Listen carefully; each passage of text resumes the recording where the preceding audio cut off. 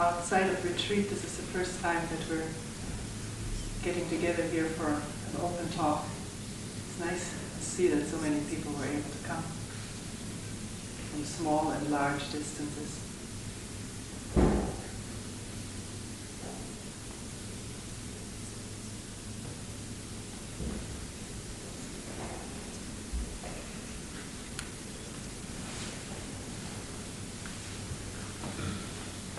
I use the word formal and saying let's not maybe sit in these formal lines, get together for the talk, which reminds me that we have changed one term again.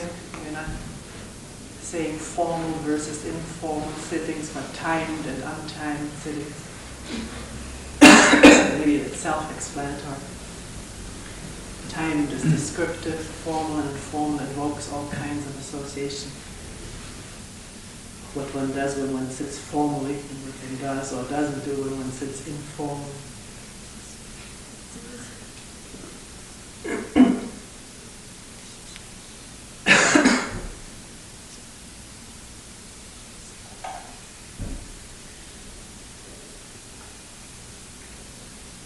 Also, I want to devote some time to talking about this decision,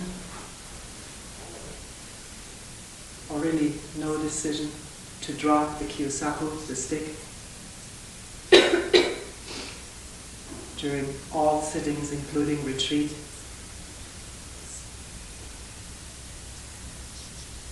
This last retreat here in Springwater, and the retreat that we did out in Northern California, in which the stick was not used,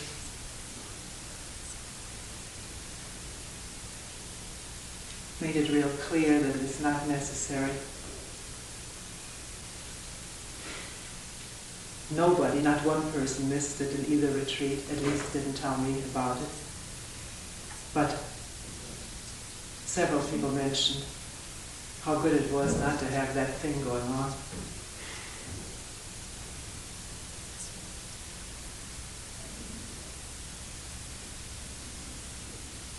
Actually, it is not because nobody missed it or somebody said it was good that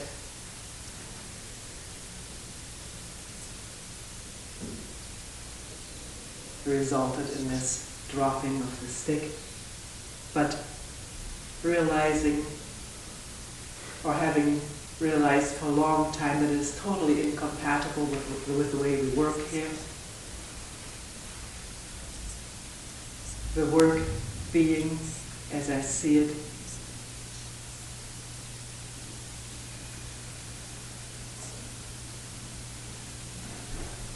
being intimate with whatever state one finds oneself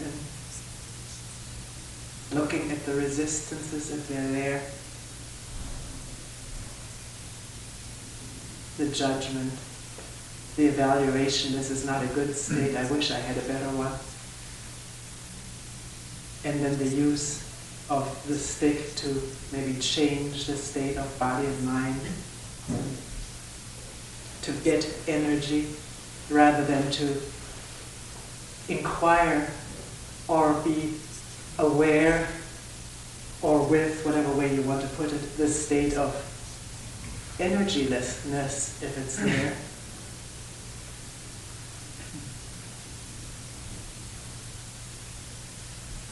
Not to use means to an end, but to explore one's need for means to an end.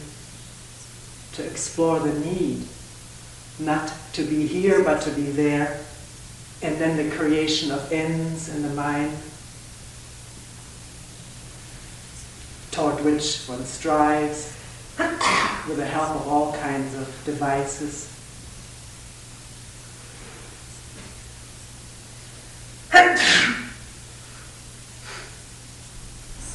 There were many reasons for which people wanted to keep the stick. Some reasons were that it wakes one up when one is sleepy. And it used to be that when we had, I don't know how many hours, I forget the sum total, it may have been 12 hours of required sitting. It seemed there the stick was necessary to break up monotony or sleepiness. But now all one needs to hold up is through 35 minutes of sitting. And that's ample time to explore sleepiness, or in a state of what one calls weakness or dreaminess, if one wishes to explore it. And then one can do whatever one needs to do to refresh the body-mind. If that's what one feels is necessary, one can run, walk, hike, exercise, sleep.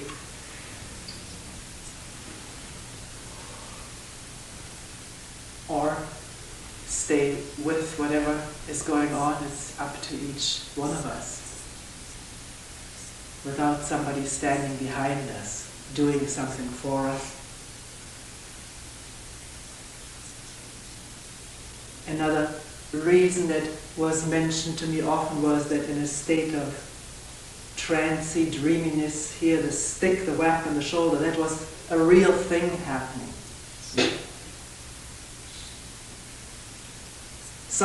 Finally something real. For what? To hold on to, or to...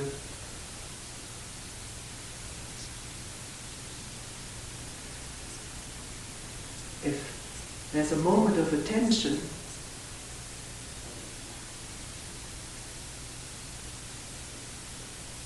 what comes into awareness is the dream that has been going on.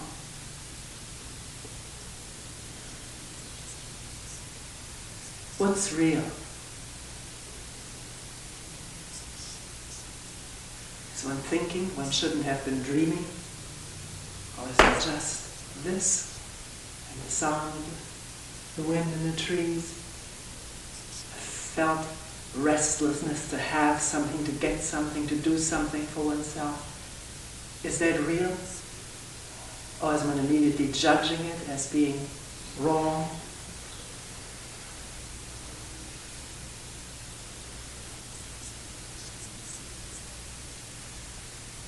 Everything is wide open for inquiry, exploration, getting in touch with it freely.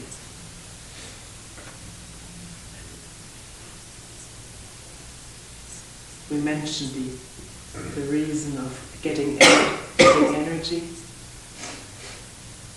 Again, what is one trying to get, and for what purpose?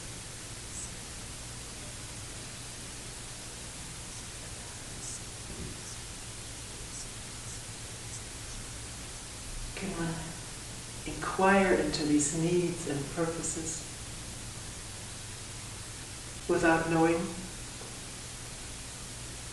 the answer ahead of time? Something is right or wrong?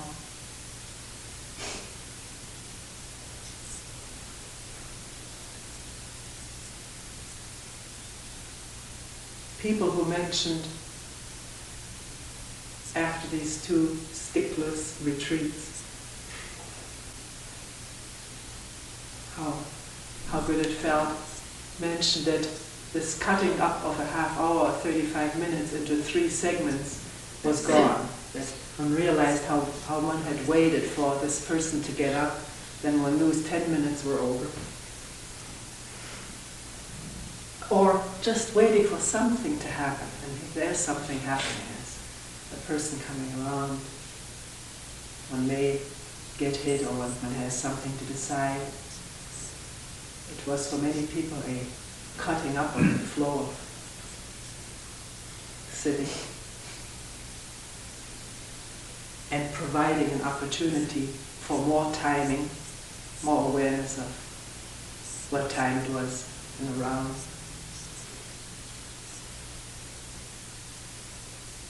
Also, in having talked to quite a number of people who have done the hitting in this center and in another center, in other centers, people have said that only after putting down the stick and not doing this job for a while or leaving staff did Did they realize how much this meant to them to run around or walk around with this stick in the hand? It's been a revelation to a number of people who thought it meant nothing. And indeed, it did mean something. One was somebody in the sitting room or in the zendo. And certainly so in the eyes of the people, or many people who were hit. There was a division between the one who does it and the one who receives it. Maybe at times it was not there, but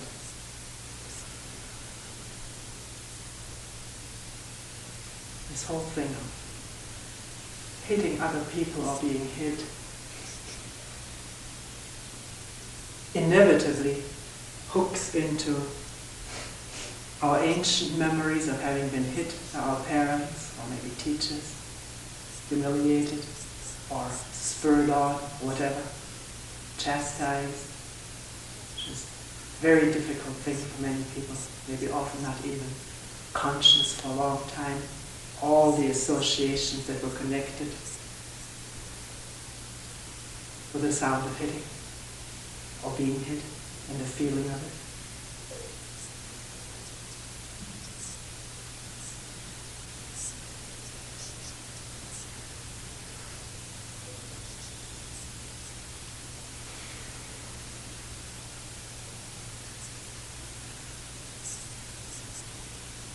We talked in the last retreat, because it comes up so often in meetings, and it has come up since in meetings, about this whole matter of effort, needing to expend effort to do something. And we talked about the fact that if one looks at effort, what happens when one makes an effort to do something or to get someplace, that there's always connected with effort a resistance. If there was no resistance, one wouldn't have to expend any effort, and action would flow freely. It is because there's resistance not to do something or against something that one feels this tremendous inner compulsion to expend effort, push one's way through difficulties, obstacles, rather than exploring the nature of these obstacles, finding out without effort what resistance really is, by allowing it to show itself, to speak to one, to tell its story.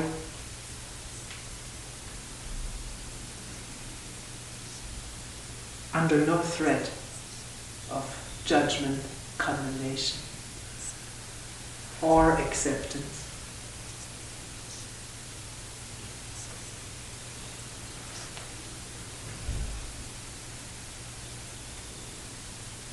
We almost don't know, have no experience, have no facility of doing something without effort. Partly because of our training to put an effort into something and to show to the outside that we're doing this effort, because this is a way of getting approval or not being blamed.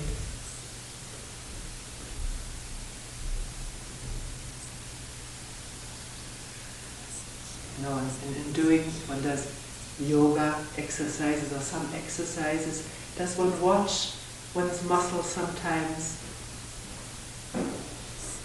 experience them, I don't know how to put it, feel how there is automatically an effort to reach some goal, maybe to touch the floor, not just with the fingertips, but with the whole hand and the whole body, without even being aware of this goal. At the moment is intention to reach something, to do better. And the instant there is awareness of this, and wondering whether it really has to be this way, there may be a release of this tension and an understanding that ideas of doing better, of there having to be an effort in whatever one does, that ideas like this reveal themselves as ideas which hold the whole body in tension. Cannot drop or release unless there is an awareness that it is actually going on. And of course, being spurred on does not allow for this awareness of what is actually going on in terms of resistance or whatever.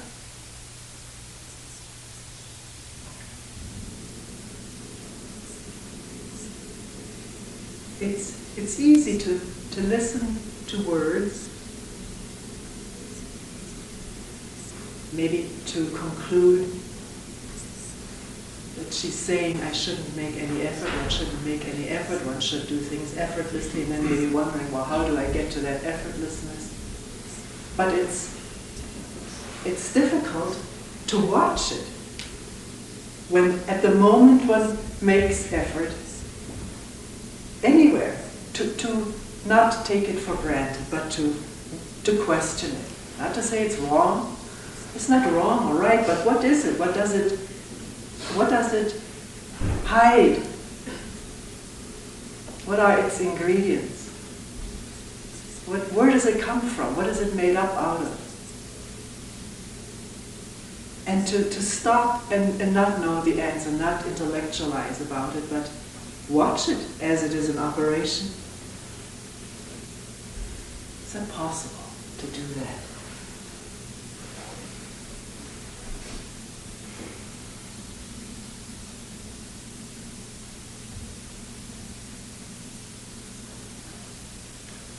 So many people,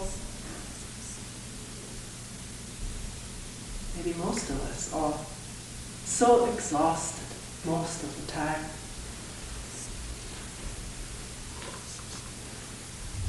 Fatigue, tiredness, exhaustion, burnout.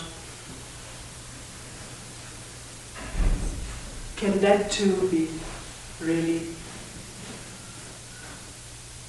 inquired into, not just dismissed as inevitable or reacted against as bad, or wanting to have a means of overcoming it or preventing it, but understanding it.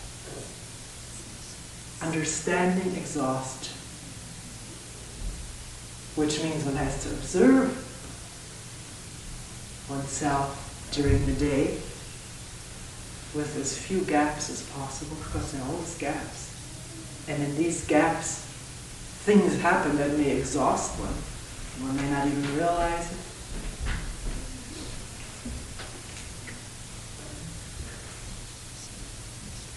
To observe.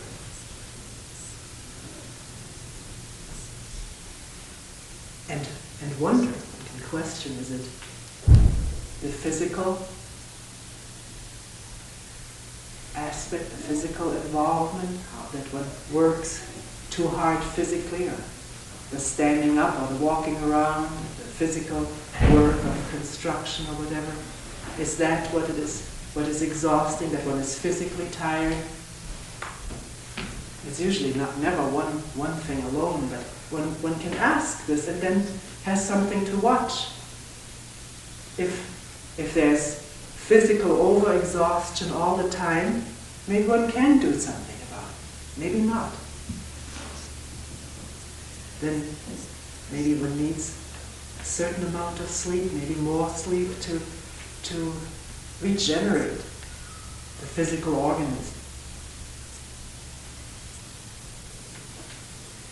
Is it impact of sensory stimulation that exhausts one? One may sit in a room with, one person once told me, 60 people typing. The sound of that, maybe sound of air conditioners or traffic.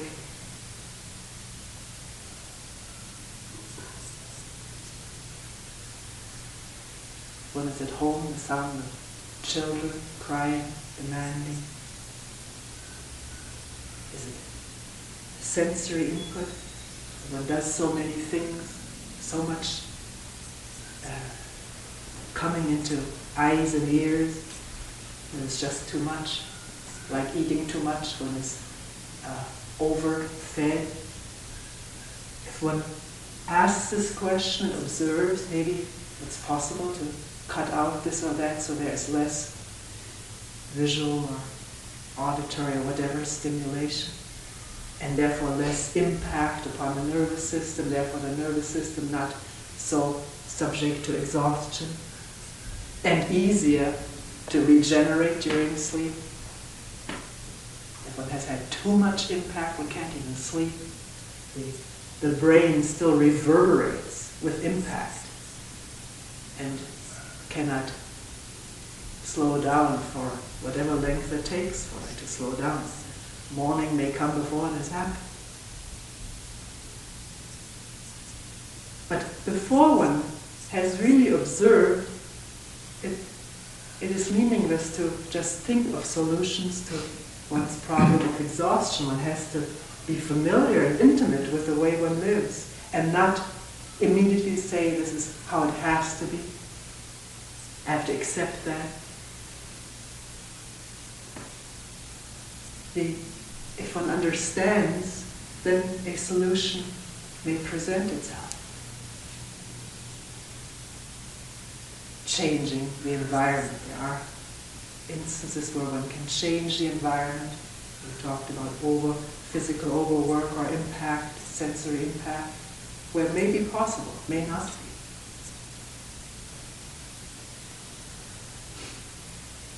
But then there is this other thing that exhausts us, which we may or may not be aware of, but which is eminently important to question, to discover whether there's conflict in one's life.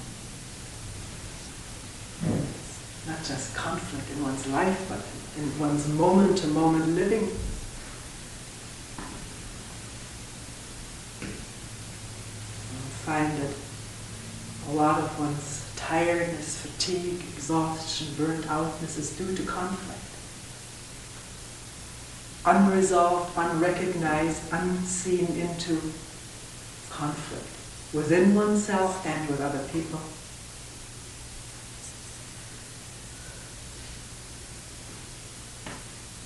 Can that open up?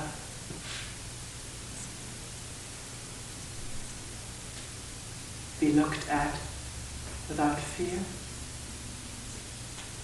Fear also being looked at when it comes up?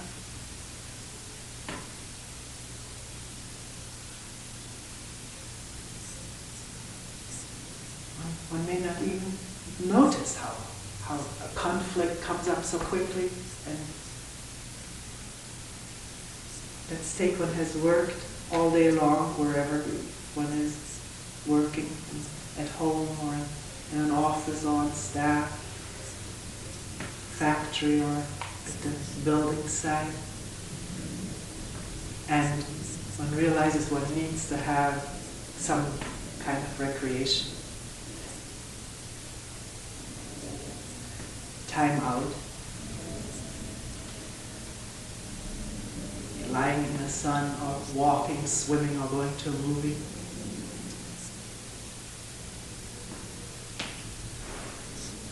And maybe somebody at home or at the office, at the building site, wherever, asks one to help. There's something that still needs to be done. Or oneself hasn't finished something and one feels one ought to finish that. Something that interferes with one's need and desire for recreation. Having to finish something or somebody else asking for help, or not just asking for help, one sees this person is still working and it's obvious the person could use help.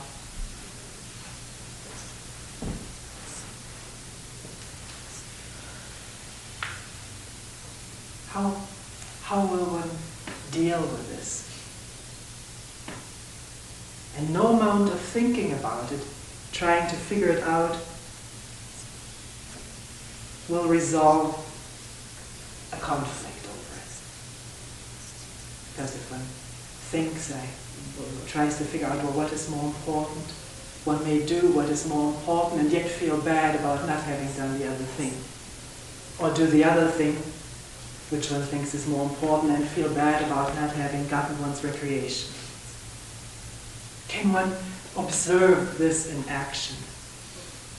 How conflict arises, and how even if one sees clearly as possible, this is what I need to do, the other thing doesn't go away. It's not resolved. One is not completely with what one is doing, but there's guilt about not having done the other, or resentment that the other thing still nags in one's mind.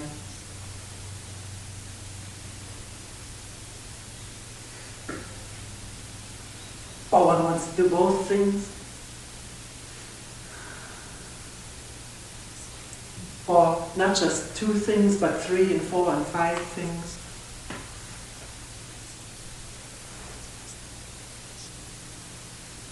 Doing one thing and feeling bad or frustrated about not being able to do the other things. Can one watch that? Begin to watch that without knowing any answer to it. Just that it is happening and how it is sapping one's energies, how it is exhausting one. Wanting to do this, but also wanting to do that. Not being able to do both, doing one and then resenting, not having been able to do the other, or being loaded with guilt feelings about not doing the other. And not being able to drop, but carrying the conflict around from one moment to the next, from one day to the next, or from one week to not being able to put it down, to carry the memories of what one should have done or what others should have done.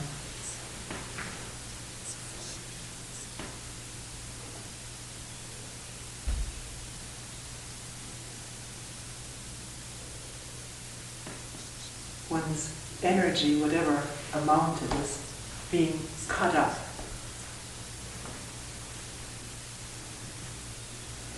Fragmented into all these different possibilities of what one could do and should do, and all the feelings associated with it. Feeling good if one does something that meets approval, feeling bad if it doesn't meet approval.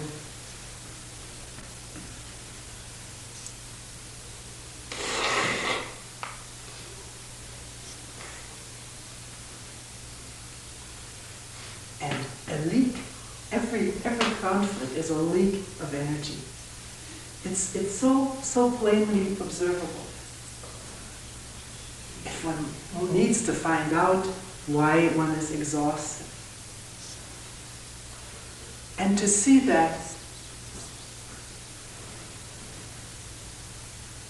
without knowing what the solution is, because if the mind immediately gets busy with a solution, it can't understand what is going on.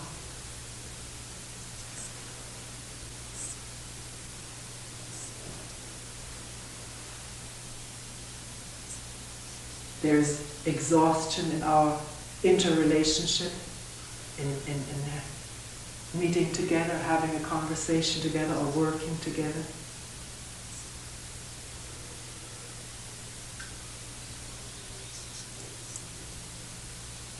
As long as one has a set position, a set opinion, or many of them, with which one is identified. That the opinion or the position is me.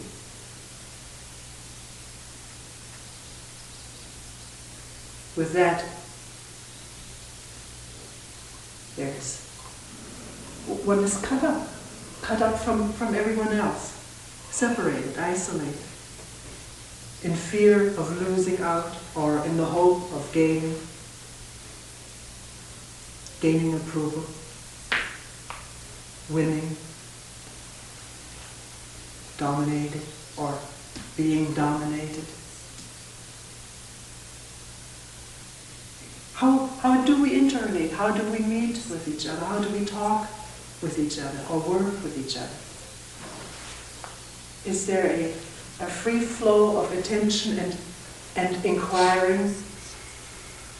Or does one already know what's right, what has to be done, what has to be defended or asserted? Or is it all open to questioning?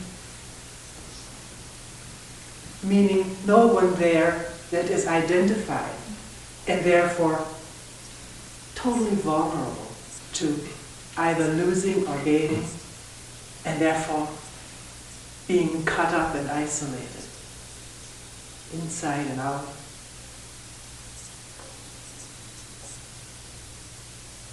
Which is a constant source of exhaustion. Maybe at times a high of energy when something has worked out, and then the depression again when something doesn't work out.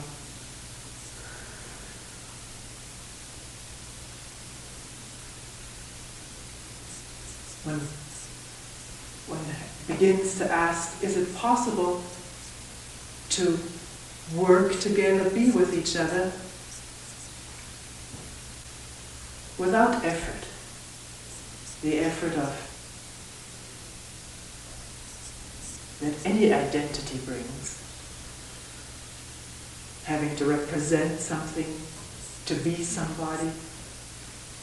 And no one being there, just being there, without needing to defend something, or assert something, or establish something.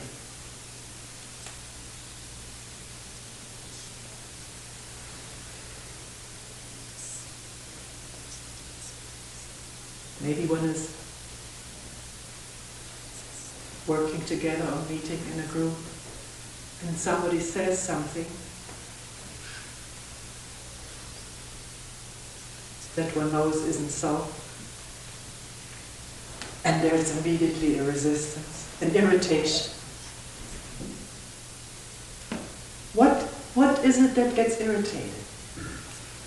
Can one immediately zero in on this rather than being occupied with what the person said and attacking that or counter, arguing, defending? What is it that gets irritated in oneself? Somebody says something that either isn't so or puts one in a bad light. What gets irritated? What is irritation? What is its source? Can one immediately open this up to inspection before the thing grows and mushrooms into argument and counter-argument and then the utter exhaustion of it?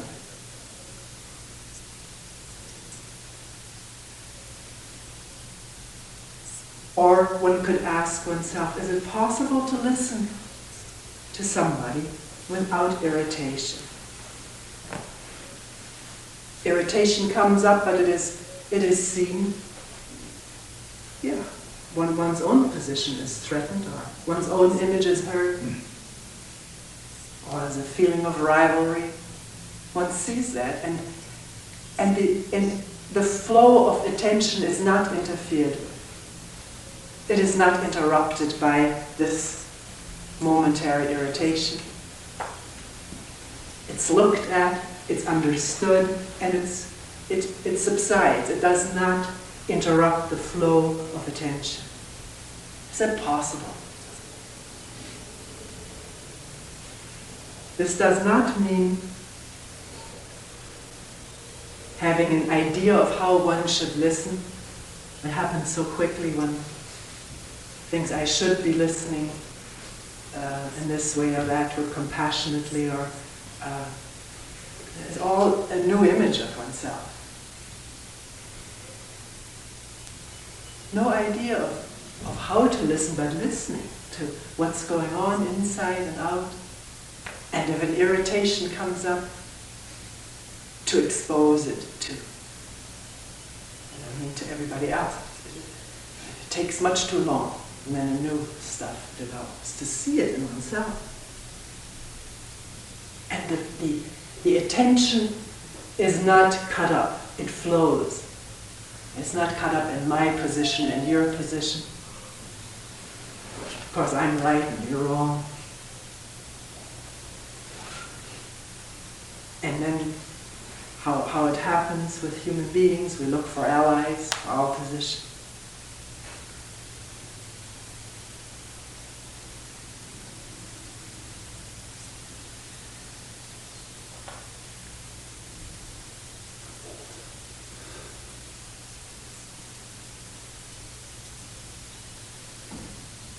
You know, if there is this flowing attention, which exposes the me wanting to come up and be somebody, assert itself or dominate, it is exposed, and therefore it is not able to interrupt attention for long.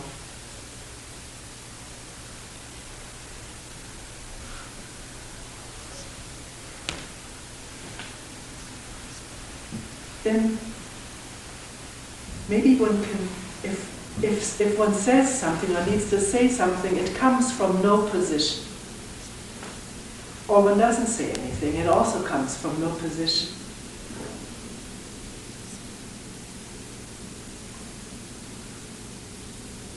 People mention this, and one can see it in oneself. One does say something, but if it does not come from no position, something is already awry.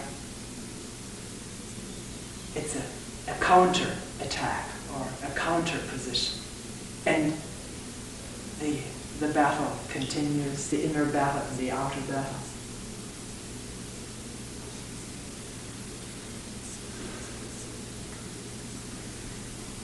So is this an ideal state to talk about? That one listens and acts out of no position? Not, I never have a position, but to see when it comes up and to recognize it, to understand it, and not be caught up in it, because it is the constant source of exhaustion.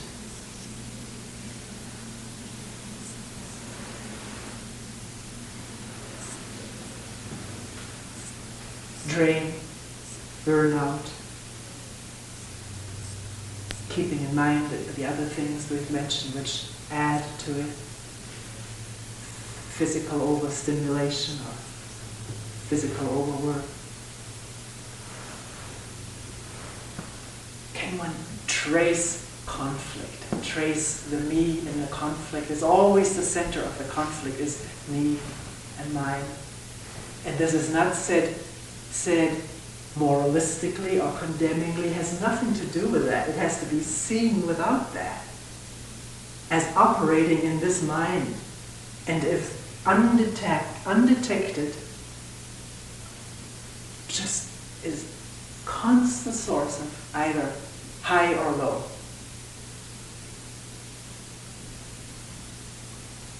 Ecstasy or depression, exhaustion.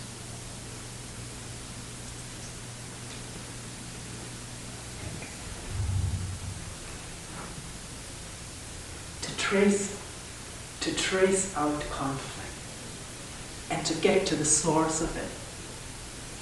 Not to be pushing it aside as human nature or inevitable or I'm not perfect, who can be perfect. This is all getting away from the essence of how we live.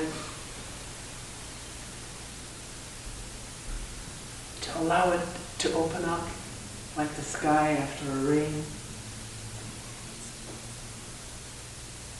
All its fragrance, no good or bad.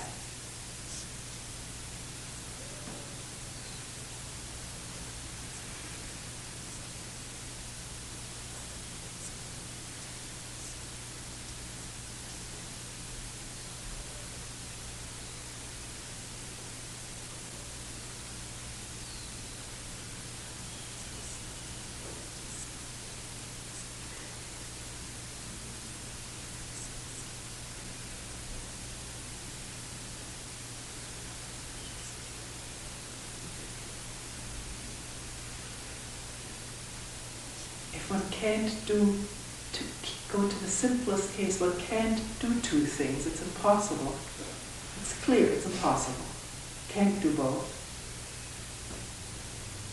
It's impossible to do whatever one does, one or the other, or none of them, and drop the rest. Not make a problem, not make a conflict out of it. Or to understand it when the conflict comes up, to see it.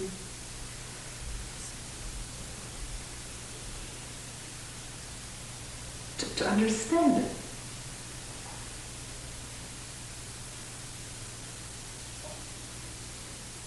And then there's nothing marked up in the mind, no trace of blame, fault-finding, or guilt.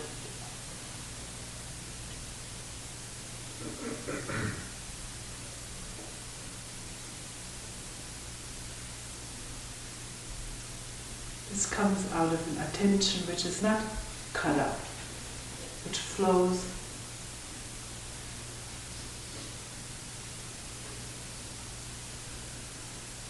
sensitive to this immediate arisal of something, somebody, me, that cuts up into me and you, mine and yours, ours and theirs.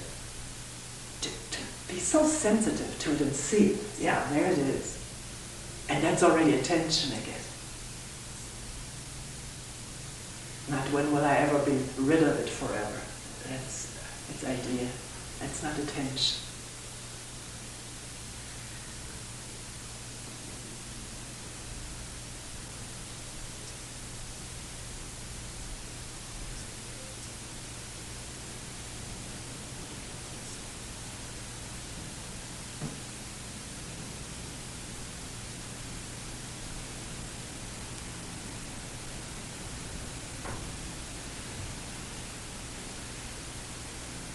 Seems to be a fact, if one observes it very carefully, that there is never any partial solution to anything.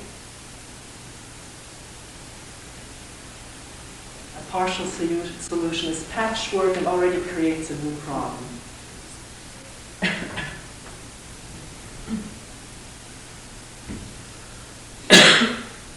Our problem has to be seen completely.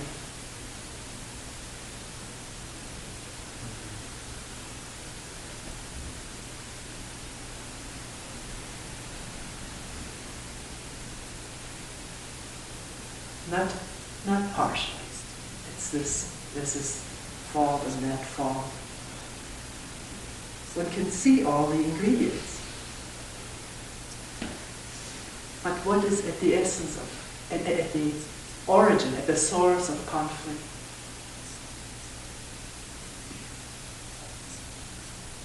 It's already our partiality. And can that be seen without partiality? Meaning with no evaluation, with an energy that flows without division.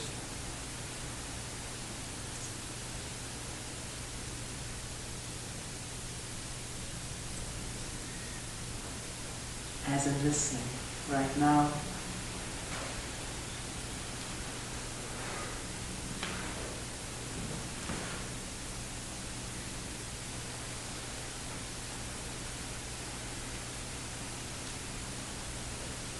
if one wants to hear something special, there's division, me and that, and the wanting, and the frustration, maybe at not being able to hear something special. But if there's no effort in listening, then there's just what is.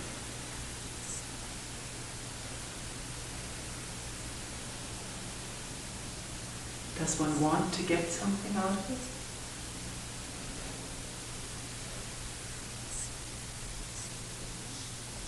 Or keep it?